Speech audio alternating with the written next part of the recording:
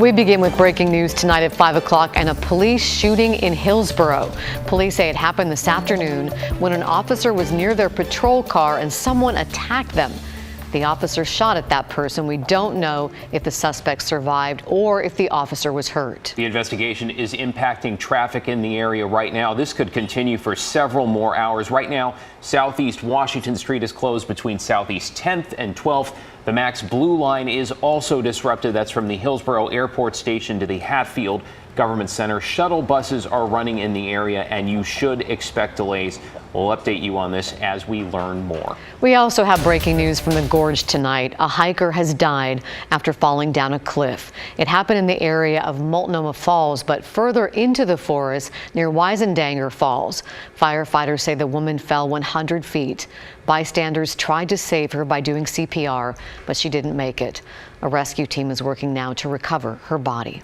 Well, as you can tell, there is a lot going on this Friday. So now to another top story. Portland Mayor Ted Wheeler enlarging an emergency camping ban. This time it is focused on schools and keeping kids safe, he says, as they head back to the classroom. Thanks for joining us. I'm David Molko. And I'm Laurel Porter. This is an expansion of an existing emergency order that banned camping along high crash corridors. Christine Pidewanich is live outside of Lincoln High School in Southwest Portland with the details. Christine? Good evening, Laurel, David. Yeah, you may remember back in February, the city banned camping along freeways and other high traffic corridors in an attempt to protect people who are vulnerable living out on the streets from getting killed or injured. And now the city is taking additional steps to try to ensure the safety of school-aged kids. I think it's a step in the right direction. Mom Catherine Schmidt has 2 teen daughters. They're independent quite often.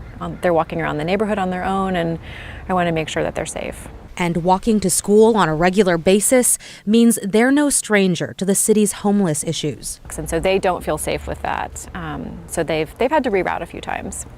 That's why Mayor Ted Wheeler on Friday expanded the city's emergency declaration related to a ban on camping along high traffic areas to encompass areas around schools. Expansion of the emergency declaration prioritizes removal of encampments along what are called primary investment routes, which are basically the routes lots of kids tend to take to school. It also bans camping within 150 feet of school buildings. So to get a sense of what that really looks like, we're here at Lincoln High School in Southwest Portland, and we've got a measuring device. We decided to use this to measure what 150 feet looks like.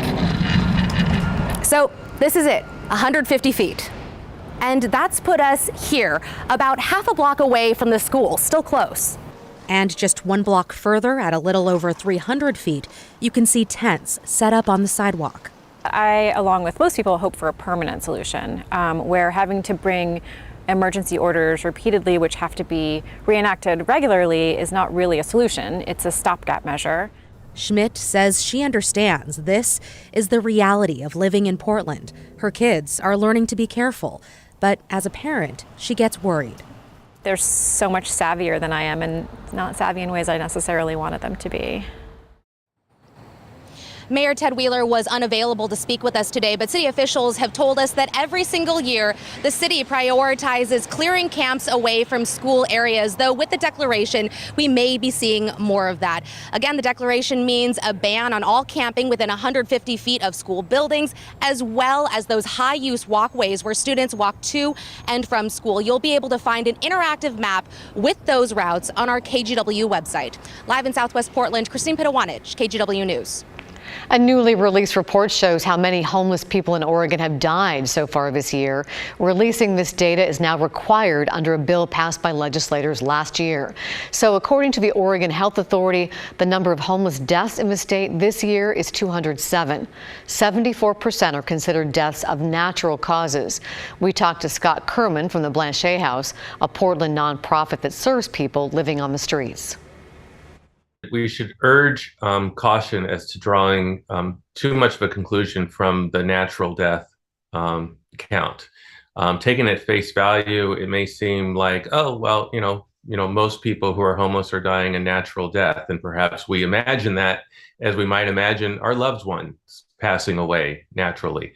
I suspect it's not necessarily the case. Kerman says he hopes to get more details from the new report in order to help find solutions to the city's homeless crisis. New details this evening about the man authorities say tried to rob the Wild Horse Casino in Pendleton. 51-year-old Javier Francisco Vigil of Umatilla County is facing federal charges after prosecutors allege he showed up to the casino Wednesday and handed a cashier a ransom note. He then allegedly took out a gun. Police say the cashier handed him back $70,000 before Vigil tried to escape, and in that process shot at a tribal police officer. The suspect was injured. He appeared before a federal judge today and is being held in custody. The Oregon State Representative who was appointed to Christine Drazen's seat when she decided to run for governor was arrested this week at the Clackamas County Fair. James Heeb is accused of disorderly conduct and interfering with a peace officer.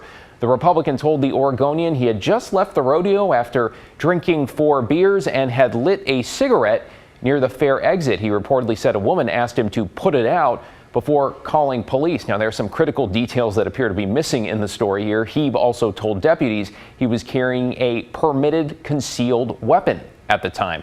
Sheriff's office would not confirm the details surrounding his arrest. And in the race for Oregon governor, unaffiliated candidate Betsy Johnson has rejected an endorsement from former Oregon Republican lawmaker Mike Neerman.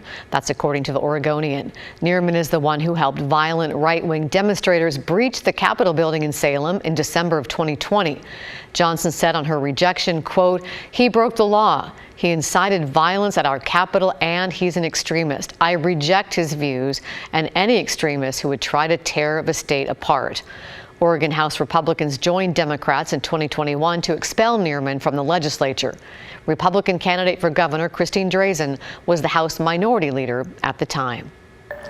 For the second time this year, a firefighter has died battling a wildfire in Oregon. The latest happened yesterday in southern Oregon. Officials say 25-year-old wildland firefighter Logan Taylor was hit and killed by a falling tree. He was helping fight the Rum Creek fire that's burning in Josephine County. Taylor is from Talent, Oregon. Earlier this month, another firefighter also died when he was hit by a falling tree. Well, an update on a double murder in Bend and the man accused of killing 2 18-year-olds. We have new video in showing the arrest of 41-year-old Wesley Brady. Bend police say Brady and 2 teens, Angela Pastorino and Alfredo Hernandez, were doing work for a homeowner on Tuesday. And that night, investigators say Brady and the teens were drinking when a fight broke out. The homeowner found the bodies in the garage the next day and called police. Now, one neighbor reacted to that news. Yeah, well, it was strange, and we didn't know anything was going on for a while, but then we saw the forensic truck go by, and then came out and saw the tape up and everything, and yeah, it's a little bit worrisome. Yeah, it's scary. Brady has a criminal history. In 2018, he was arrested for breaking into and setting several fires in the basement of a historic home in downtown Bend. He pleaded guilty in that case. Well, Oregon is now looking for a new leader of the troubled public defender system. An oversight panel voted yesterday to fire Steven Singer amidst criticism of what some called an abrasive and combative style. Oregon is the only state in the country that relies entirely on contractors as public defenders. And a report from the American Bar Association found this year that Oregon only has about a third of the public defenders it actually needs. Singer was brought on to try to help solve the issue. He criticized the panel's decision and said those who had the most to lose were clients. Now, this is a complex issue. We have a much more in-depth read up for you now at KGW.com. Turning to Portland's gun violence, a church in Northeast Portland is trying to help tackle the epidemic. The church held a youth summit today and invited Portland police to attend. Tim Gordon is at Highland Christian Center at Northeast 78th and Gleason tonight. And Tim, the kids had questions. Laurel, they did, and they got them answered as well. You know, this is really about connecting, though, and building trust and respect between young black members of our community and police. Today was the final day of a summer camp for kids at Highland Christian Center, a day of celebration and fun for the young ones and their teen mentors. Then the teens took a seat inside for a youth summit on gun violence. The purpose of this summit is to create a dialogue. It was organized by Pastor Sean Nayland, who says he's heard the kids' concerns about gun violence. I'm always on the lookout. I'm always on alert. And so what can the police do to assure them that they are caring for them, they're out there with them, and they're not against them? My name's John Bartlett. I'm a police officer with the city of Portland. John Bartlett has been a Portland officer for 5 years, this year on the focused intervention team that deals directly with gun crimes. What I can say is my experience right now is that the gun problem on the streets in Portland right now is prolific. They're everywhere. Bartlett told us before the summit started he wanted to be here to connect with young black people who are disproportionately affected by Portland's gun violence. These are kids. They haven't done anything to deserve this horrible plight that's been dropped in their laps. But again, I can't do it alone, and I need their help, and we have to do it as a team. So he took the questions about what he's seen. How effectively, does it hurt when you see somebody pass away that you know? Answering it's hard, even when it's your job. I have, as a police officer, had people that I don't know, that are strangers to me, die in my arms. I've been, covered in other people's blood that I was trying to help after some horrific emergency. And there were questions about police use of guns instead of other options. I've been shot at by the driver of the car. There are safety concerns. But just because I've been shot at before doesn't mean that I should have license to treat every person as a threat. And when the kids were asked if they'd been affected or know people affected by gun violence, the hands went up, a sign there is a history of trauma and more work to do. That's August 19th, and so far this year, 51 people have been killed by gunfire, 250 more injured. Yes, there is more work to do, but it was good to hear this open discussion today. Thank you, Tim.